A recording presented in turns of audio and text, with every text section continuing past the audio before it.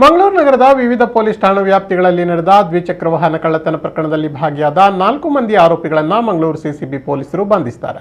ಬಂಧಿತರಿಂದ 6 ದ್ವಿಚಕ್ರ ವಾಹನಗಳನ್ನು ಸ್ವಾಧೀನಪಡಿಸಿಕೊಳ್ಳಲಾಗಿದೆ. ಮಂಗಳೂರು ನಗರದ ಗುಡ್ ಶೆಡ್ ಪರಿಸರದಲ್ಲಿ ನಂಬರ್ ಪ್ಲೇಟ್ ಇಲ್ಲದೆ ದ್ವಿಚಕ್ರ ವಾಹನಗಳನ್ನು ಗಿರಾಕಿಗಳಿಗೆ ಮಾರಾಟ ಮಾಡಲು ಯತ್ನಿಸುತ್ತಿದ್ದ ಬಗ್ಗೆ ಮಾಹಿತಿ ಬಂದ ಮೇರೆಗೆ ಮಂಗಳೂರು ಸಿಸಿಬಿ ಘಟಕದ ಎಸಿಪಿ ಪಿಎ ಹೆಗಡೆ ಅವರ ನೇತೃತ್ವದ ಸಿಸಿಬಿ ಪೊಲೀಸರ ತಂಡ ದಾಳಿ ನಡೆಸಿ ಆರೋಪಿಗಳನ್ನು ಬಂಧಿಸಿದ್ದಾರೆ.